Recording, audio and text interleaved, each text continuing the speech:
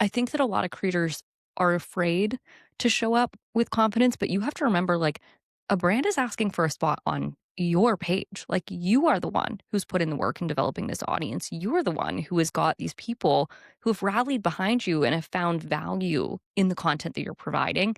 A brand is essentially running out of space on your platform that you have made. You deserve to show up with confidence. Welcome to Accidentally Influential, the show for educators, experts, and creators who never meant to build a platform but want to monetize it beyond their own community. I'm Kate. And I'm T. Combined, we've built an audience of nearly 500,000 followers and landed over $500,000 in brand deals. Now, we help you turn knowledge into cash, content into partnerships, and influence into a business that pays. You might have become accidentally influential, but what you do with it now, that part's intentional. Let's make some money. Hello, friends. Welcome back to Accidentally Influential. I am so freaking excited to be kicking off this episode, mostly because before we started recording, T and I were talking about the topic of today's episode. So I feel like we are juiced up. We're ready to talk about this and share more about how to pitch brands, the real strategies you can use to actually start taking control of your brand partnerships.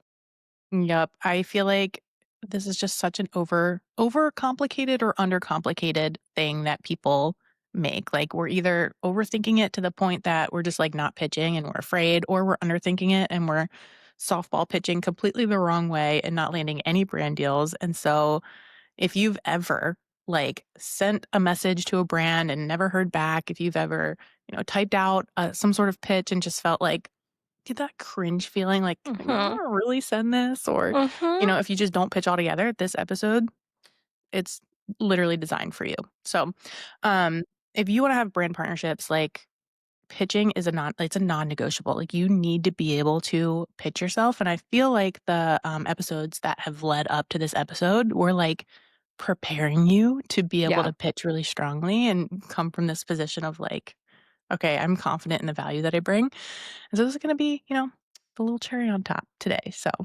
I know. And I was telling T literally before we hopped on this, I was admittedly 5 minutes late for our podcast recording because I was actively pitching a brand like, in 2 their minutes, inbox. I'm pitching. And then once we jumped on, I literally was like, oh my God, I already heard back. So if there is some proof that we actually do know what we're talking about here, let that be it. And I guess let's dive straight into it. What do you think, T? Yeah, let's do it. I would say our goal of this episode is to help you guys create an obvious yes pitch, like a pitch that a brand is like, yeah, obviously it makes sense for us to move forward with this. So let's take it back to the beginning and talk about all the ways that we maybe messed this up. Because let's be real, we have shared this before. We have learned a lot of this through trial and error. We've made a lot of mistakes. T, do you want to start us off with the mistake you made in some of your first pitches? I feel like I almost like exclusively made mistakes early on, like after you get over that hump of being starstruck and people are like, that feeling of people want to work with me, people are going to pay for me for my content. Then you like pendulum swing in the other direction, trying to like capitalize on this momentum. And there were a lot of mistakes made in that category. So I think the biggest one is like, and I think most beginner content creators, education-based content creators do is I put a lot of emphasis in my pitches on me and like how cool my page is and how cool my audience is and how many followers I have. And, just like, this is what I have. Like, you could have this if you partner with me. Just like, where I think like it's important to balance that knowing what you have type energy, but I didn't put any focus on the brand and their investment and, what my content was going to do for them and the payoff and all of those things. It was like all about tea. And I bet you can guess how some of those pitches went. Right. But I think it's so natural, especially like, once again, when this stuff is not talked about, when nobody is telling you how to actively pitch a brand, it almost feels like you start pitching for compliments and not for partnerships. Like you aren't thinking from the strategic place of like, how can I present myself as a brand partner? How can this be beneficial for both of us? And instead you're just like, hey, y'all want to pay me? I've got these cool followers that listen to me, you know? Right, exactly. So I think in general, just keep in mind brands love you. They would love to work with you, but they are not in the game of just like handing out compliments or flattery. Like a brand needs clarity. They need to know what you are able to deliver for them if they sign you on as a strategic partner. So definitely keep that in mind. And we are obviously going to dive into some strategies for actually achieving that today. Yeah, I think it's just a mindset to approach brands. Like, it will go so far if you're approaching brands with the mindset of a strategic partnership rather than like just a creator for brands to outsource their marketing to. Like it's a different mindset, and as you approach things through strategic partnership, um, you know, you get paid like a partner, which is different than just getting paid for a one-off piece of content. Anyways, so we obviously want to give you a very tangible, you know, resource to be able to pitch to brands, and we'll get there. And we just wanted to briefly cover, you know, Yeah. what brands actually look for in a pitch.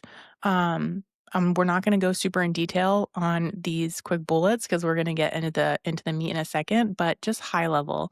The number one thing that brands are looking for is a clear understanding like of your audience and how it overlays with their audience. And so that's something that we kind of talked about in the previous episode when we're talking about our media kit and communicating data.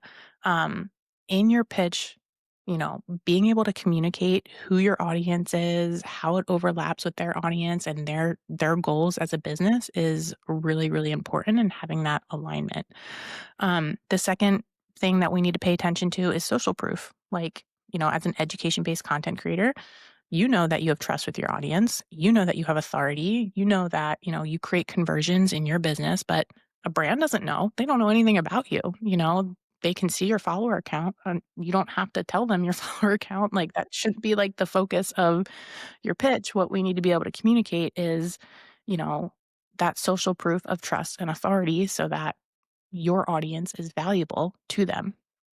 And then lastly, a big one is a strong like why you and why now. There could be an amazing connection between you and a brand. Like it can make so much sense for you to work with a brand, but maybe not now, or maybe now. You need to be able to communicate why it's really important to them to partner with you now in, when it comes to their strategic goals and how they're looking to convert and grow their audience and their business. And so clear understanding of the brand's goals and, your audience, social proof, and a strong why. So Yeah. important. Absolutely. And I think on the other hand, we have to obviously talk about the things that are going to make a brand scroll right past your Mhm. pitches because let's be real, there's a lot of content creators out there, and there are a lot of content creators out there who want to secure brand deals. So, what makes your email stand out from the sea of other creators who are likely pitching the same partnerships? A brand only has so much budget. So, how do you ensure that your pitch stands out? I would say one of the biggest things to avoid is not including any proof that you've ever spoke on this product before. Like, for example, in the pitch I sent out this morning, I quite literally linked a video that I had already posted on TikTok that was a complete free, like me organically talking about this product and how much I love it. And that video like had social proof behind it. So I was able to be like, hey, I've talked about this product, loved it, would love to share it. On the other hand, if you reach out and you're like, I've never tried your product before, but I'd love to do a paid partnership, here's my rate. A brand has no evidence that your community is even resonating with that product. So that's a pretty much hard no. The second is like we touched on earlier in this video, but just making sure that you are focused on how you can serve the brand and not just how the partnership serves you as a creator. Because if a brand is going to invest marketing spend in you, they want to make sure that it's going to pay off for them as well. And part of the third thing that you should definitely be including in your pitches is a media kit or metrics beyond just follower count. Because followers are one thing, but like we've talked about in former episodes, having an audience doesn't really mean much unless your audience is hot and actually converting. So, including proof of that is going to make a brand give your pitch a second look. Those components are what is ultimately going to lead to the obvious yes Mhm. and make a brand want to actually work with you. Yeah. We just gave you the cliff notes, like, the high level cliff notes. I mean, there's so much value just in those 6 points we reviewed, but we're gonna give you more now. We're gonna, like, literally outline the psychology behind being an obvious yes to brands so that you can approach pitching with confidence, you have some sort of framework to follow, and, these I'm sure this methodology aligns almost exactly with the pitch that Kate just sent out and then heard back from the brand in literally 5 minutes. Like, that's what Right. we're going for. Right. The 5-minute pitch. We should honestly, We should honestly it's a new have a formula we've yeah, invented. 5-minute pitch. No, but let's dive into the psychology behind an obvious yes. T, Let's do start it. us off. So, a lot of times we're thinking about brand deals of, like, what we can give a brand, which naturally that's part of it. But when you're pitching to a brand, really what you're doing is you're communicating, to the brand how risky or unrisky it is to actually work with you. Like, they're betting their money, their reputation, their campaign results on working with you. It's a big deal. It's a big deal. Here we are, like, I mean, I've sent out pitches maybe 3 or 4 a day at one point, so a lot of times it's hard for us to put a lot of weight on a single pitch, but from a brand's perspective, it's risky. And so our job is to, like, de-escalate that risk and make it super easy to be like, "Okay, I wanna work with her," you know? And think about this as like a consumer perspective and not just spending your money on obviously none of us are spending money on likely advertising in our personal lives, but earlier this week, like I just invested in a brand new winter coat. Why was that an obvious yes to me? Because once again, like the timing lined up. It was on sale. This product never goes on sale. I've literally been waiting for it to go on sale for a year. Um, there was no risk in investing in this product at this time Mhm. because I could always return it or exchange it or whatever. So you as a consumer have insight on this as well and thinking about the ways that you go about making purchases in your own lives. When does it feel like an obvious yes versus where is there friction and when do you have to slow down before you actually pull the trigger? Yeah, totally. That's such a good example. And we've developed this, we call it the NAICA 5 pitch method, to creating an obvious yes pitch. And the whole point of each of these elements of the formula is to reduce that friction and position you as a no brainer, 5-minute pitch. So we're just going to dive in. So there are 5 elements to this methodology, the 5C pitch method, and that is connection, credibility, concept, clarity, and confidence. And these are really the backbone of what we teach in the NAICA world.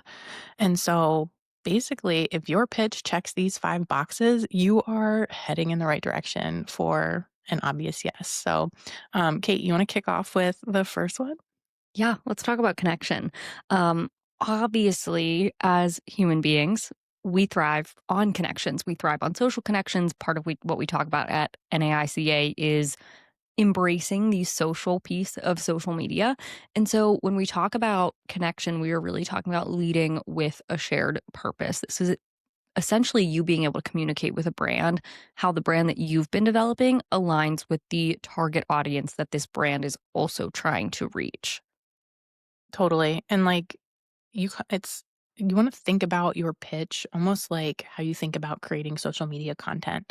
And we like to put that connection piece right out at the beginning. Like, think about your email like a hook. Like, how are you hooking them to think about you as somebody that they want to work with? And so your first line, your first few sentences should really make brands feel seen. Like, you're not just some random person pitching a random brand because you see money in the game. Like, that's not the case. We don't want to flatter brands and be like, "Oh my gosh, I love you so much. I use your product. I use your thing." None of that. That's not gonna resonate with brands. Your ultimate goal is to build connection in a way that like makes brands feel like you guys have a shared goal. You share the same audience in different ways, and they come out reading your pitch feeling like, okay, they actually get us. They get us. Right. That just connection piece is so important. And I think another part here with connection is also ensuring that you are connecting your community to a product that you actually believe in. If you ask yourself, like, would my community thank me for introducing them to this product? That is an obvious yes. If you're like, I don't think this is going to work very well. Like, I don't really see the value that this tool would provide to my community. You should not be pitching a brand, period. Totally. Yeah. Yeah, as we mentioned in previous, episodes, like, your brand is like a limited quantity. Like, you want if you think about your brand from, like, 0 to 100%, every time you lease out space in your personal brand to your audience, you're taking up a fraction of that. And I don't wanna, like, think about our brand from a scarcity perspective. It's just like you're taking up, like, prime real estate by connecting a brand to your audience. And so being very thoughtful on that connection piece and making sure there's resonance there is really important because you only have so much space to give away. Yeah, and I think that's something we've talked about before with, like, vetting out inbounds as well. Like, the first piece of this always has to be, like, does this make sense for my community? If the answer is no and you are just continuing to take unaligned partnerships, like, you're not gonna have a job as a content creator very long. No offense, but it's the truth. Yeah. Yeah, no, totally. I feel like early on, I don't know, Kate, if you've ever went through this phase, but, like, early on, I said yes to a lot of opportunities that I probably shouldn't have, just out of, like, the excitement of it. I was, like, growing my personal brand, like, my social media platform was growing, like, I was just like, "There's so much opportunity on TikTok, oh my gosh," and Yeah, I didn't realize that when you say yes to brands that you might not necessarily be aligned with, you're saying no to other opportunities, right. even though I said yes to, like, all of them. Yeah. No, I totally get that. And I think now I'm able to distinguish a lot earlier on like, I won't waste my time sending a pitch to a brand unless I'm like, I am absolutely 100% all in on Mhm. promoting this product to my audience. Same with inbounds. Like, I don't respond to a majority inbounds that I don't Same. see connection there. Mhm. So definitely, I would say that is the foundation that you build a pitch on is making sure the connection's there, making sure not only the connection is there with your audience, but also between your shared goals with the brand. Moving on to our second C, that is going to be credibility. And this Yes. is a big one. Big, big, big, Yeah. especially for educators. Yep, and I think it's very easy to, like, overemphasize credibility a little too much Hmm. in pitches. While it's very, very important and you need to be able to prove the trust that you've built with your audience, because as an educator, that's what really separates us. Like, we we have trust and authority. We like, people listen to us, and you have proof of that all over your business. Um, so we need to be able to communicate that to brands, but it not just be the central focus, which is, what we're kind of getting at this entire process. Right. Um, so And there's also pieces of this when we talk about credibility. Credibility is not followers, period. Mhm. Credibility is so much deeper than followers. You need to prove to a brand that your community is engaged enough with your content that when you encourage them to take action, that they take action. That's going to come down to having a media kit or metrics on past paid partnerships. And this is just a reminder like you should be gathering metrics. And if you haven't done any paid partnerships yet, that's okay. Like you can gather these as you go. But when you're doing a paid partnership, pay attention to how it performed. Like ask the brand if they can share metrics on your affiliate link and things like that, because that allows you to set yourself up for more confident pitches in the future as well. Absolutely. That's actually, like, a strategy that I wish I started a lot Yeah, earlier in my content same. creation business. I had one, brand that I work with, and at the end of it, I was like, "Okay, my videos performed really, really well, and I want to be able to understand what that means in terms of conversion for them." So I just like, at the close of the campaign, I straight up asked them. I was like, "Are there any metrics that you can provide that would communicate the performance of my videos? Like, I see that I got a million views on on this video, Right, but, like, what did that mean for you?" And so this brand provided me a breakdown of, uh, clicks.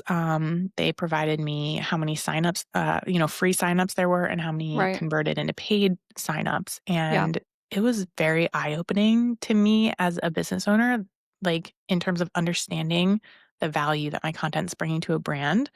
But then I took that data, and the next partnership I pitched was my highest paying long-term partnership I've ever had, and Hmm. I'm pretty sure that a lot of that came from being able to provide that hard data that really, communicated my credibility as a content creator.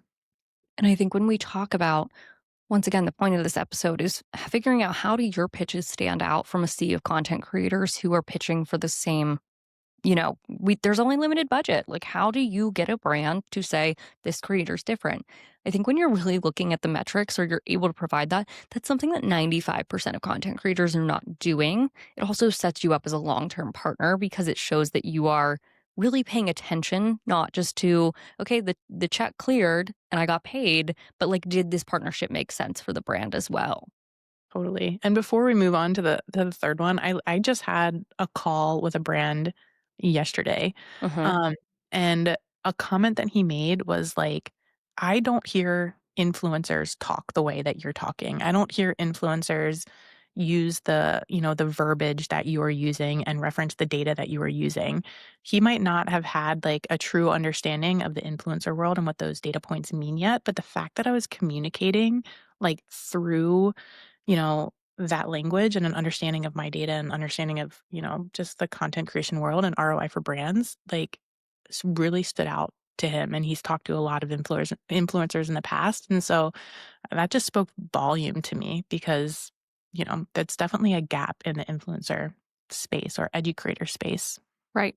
And I think that if you're listening to this and maybe you're a newer content creator who's like, I don't even know what verbiage to throw out in these conversations, we want to reinforce to you that, like, this is all learnable. It's all figure outable. You are not born with an inherent knowledge of how to negotiate an influencer contract. Like, that's just none of us knew how to do that. But you should start asking yourself, like, what are the stats that are popping up on your media kit? Why do those matter? What is an engagement rate? Quickly Google them or just keep listening to the podcast because we're going to keep diving into these things, but you can learn these things as you go. It's not something that, you have to know from day one. Totally.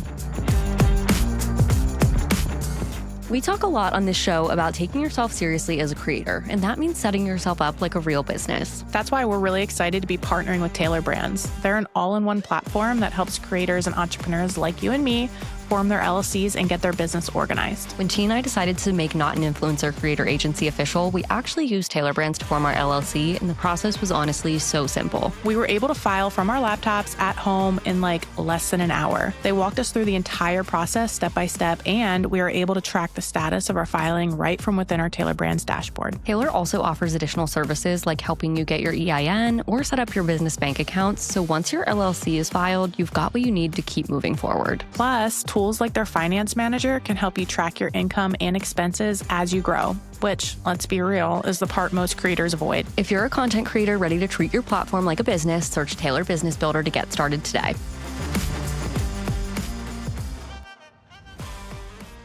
So that moves us to our third C, which is concept. This is such an interesting one to me because it's not something that I typically did at the very beginning. But the idea of concept is to, within your pitch, paint a very clear picture of what it looks like to work with you, what it looks like, if they would say yes, what would the partnership look like? Kind of give them that clear visual of what collaborating with you Mm-hmm. and your brand would look like. Um, this is a very underrated part of a pitch because, I don't know if we just like inherently think that brands know what what to expect. I don't know. Like I never did it. I just never occurred to me because it kind of takes that extra step to think about, okay, I need to think about as the creator, what does it look like to partner with you? What might be some of the concepts that I would take them through? Even outlining my process as Mm-hmm. a partner so they know what to expect moving forward instead of letting the brand drive that. It's just really, impactful in a pitch. Right. And we're not telling you to like write out your entire script with your hook, with everything, because we don't work for free. Like, we're not giving the brand a creative concept in full before there's like a contract in place. But what we are saying here is like, give them an idea for an interesting video that would resonate with your community. So, for example, I could create a short form tutorial showing people how this tool could save teachers time during a busy work week who also want to have a side hustle, and make it specific. Like, this tool can save you 3 hours a week, or this is how a busy working mom can create a new product for their Etsy store while they're literally in a drive-through waiting on their coffee. that is the type of content that brands want to see. It's unique. It clearly resonates with your community and makes them want to say yes to a partnership.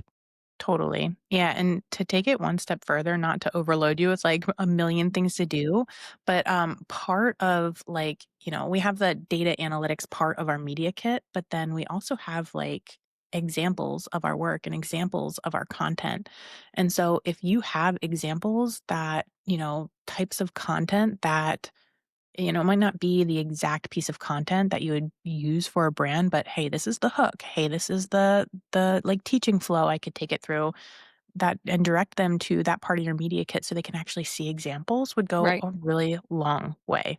Right. Absolutely. Shall we move into the fourth C? We're just cruising here. Yes, I let's do it. know. Let's talk about the fourth C, which is clarity. And in this fourth step, your goal is really to make the next steps as effortless as possible. You don't just want to make a pitch that essentially ends in, look forward to hearing from you. This Open interests you. ended, Ding like, me. let's touch base Yeah. soon. No, you want to give the brand like a clear next step. And so this is something like you would do at the end of a video too. Like you don't just end a video and be like, all right, bye. You want there to be like a clear next step for your, you know, audience, listeners. Yeah. And it's the same thing when you're pitching a brand. So I would say something that I really like to do when it comes to next steps is I always am looking a quarter ahead. And I think that this is something where I'm thinking about how brands are thinking too, because I'm not pitching like this current quarter. I'm thinking about next quarter and what they're going to do with their money at that point. And so something I'll say is like, I'm lining up my partnerships for Q4. At this point in the year, it would be Q1. Would love to have you guys on board. Let me know if we can, get a spot locked in for January. And I know that might sound like it's far away, but it's actually not when it comes to brand partnerships. You don't want to have brand partnerships that are like so rushed. So I would say thinking ahead and making sure you are planning for the quarter to come.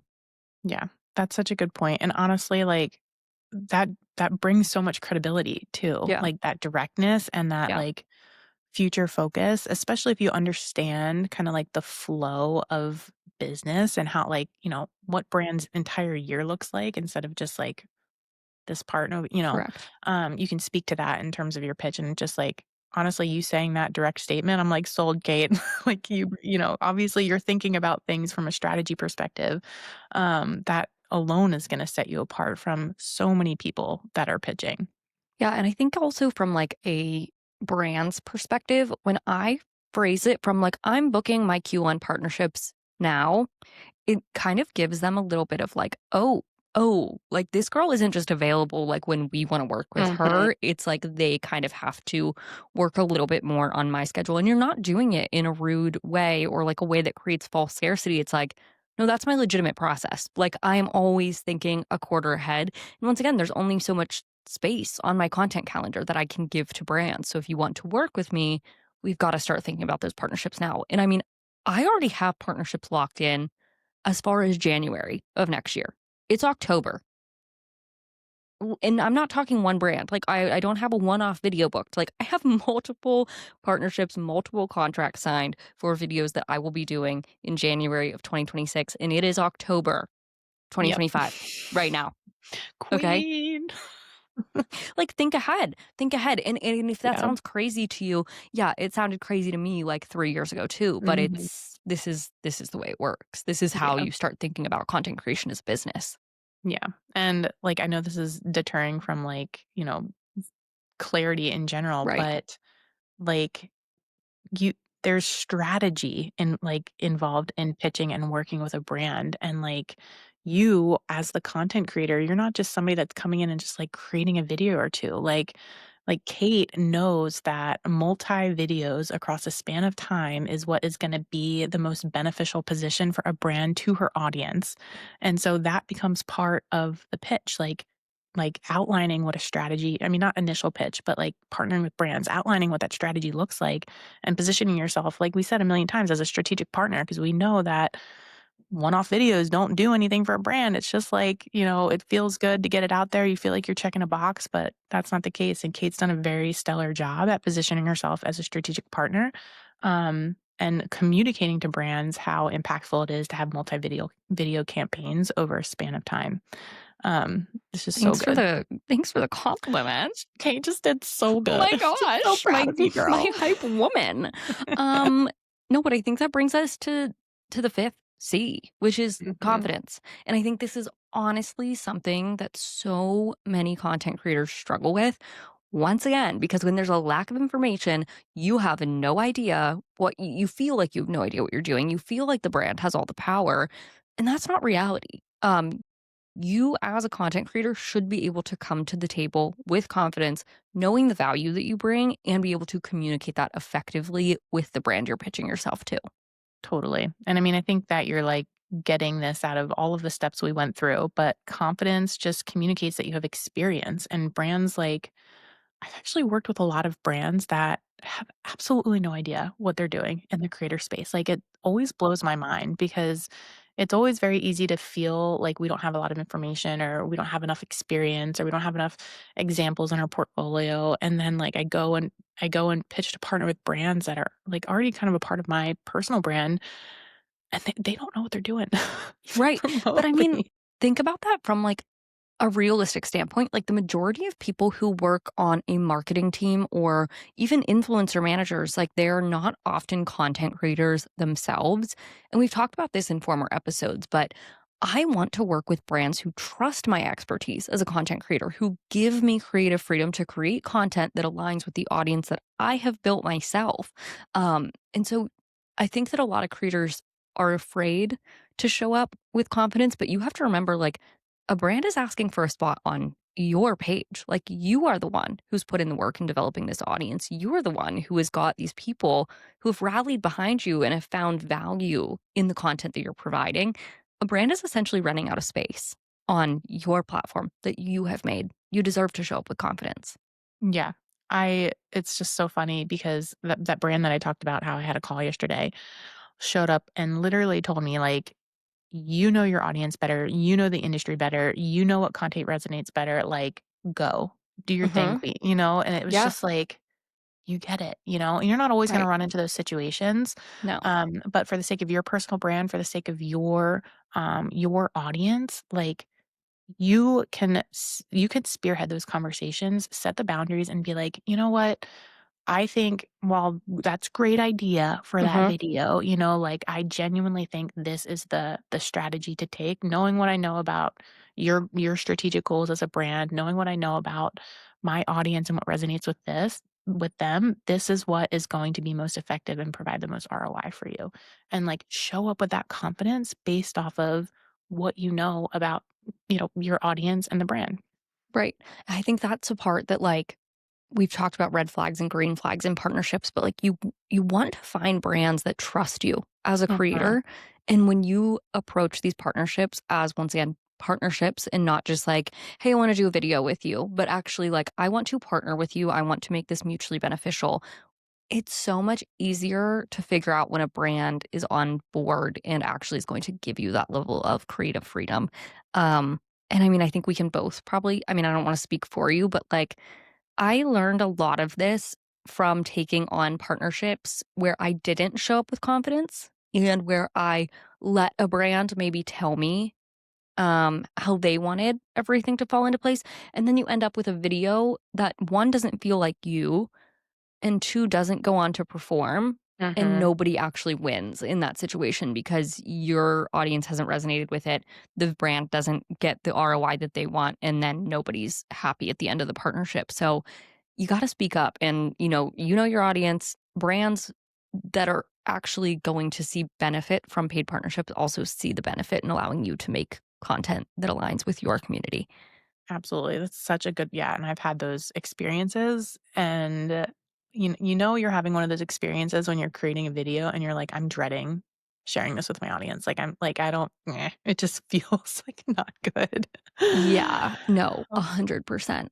yeah. And we've all been there, and we've all been Mhm. in the situation where, like, I can remember you start getting that gut feeling that you're like, "This isn't going well," and then I can remember, like, at one point, I sent a video to a brand, and I had already gotten pushback on the script, thought we were, like, in agreeance, and then I can remember sending them the first draft, and they were like, "Actually." could you just like refilm the entire thing? And I was like,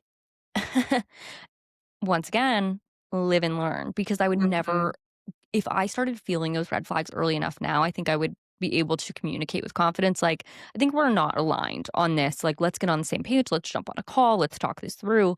Um, so some of this is live and learn, but if you have ever ended up in that position before, use that as a learning experience. If you have not ended up in that position before, great.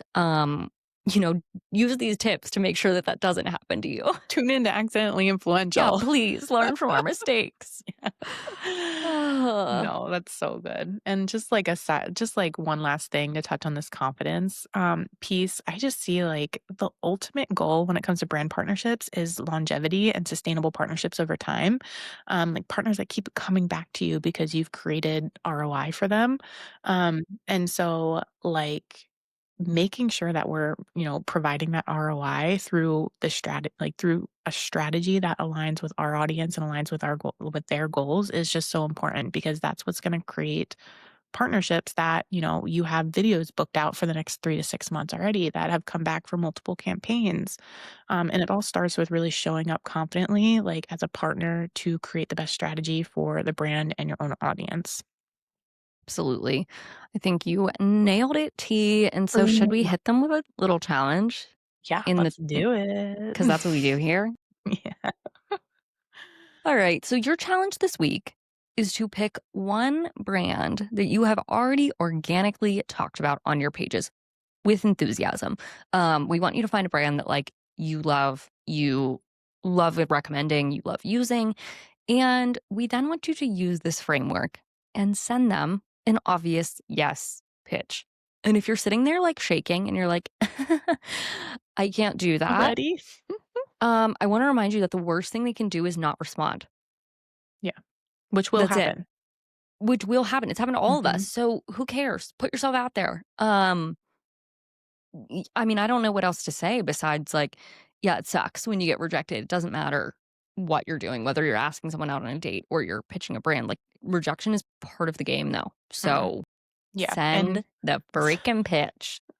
and every rejection is data, Yes. like, it's one thing to, like, get rejected and then send 20 more of the same pitch in the same way with the same strategy, you know? Yeah. Or there's like, "Okay, this, I didn't even get a response here," or, "I did get a response, and this is what they say." Like, what data quantitatively and qualitatively can you take in to change for the next pitch? And that's just like it's always learning from what you did, a mistake, what went well, and Yeah. building from there.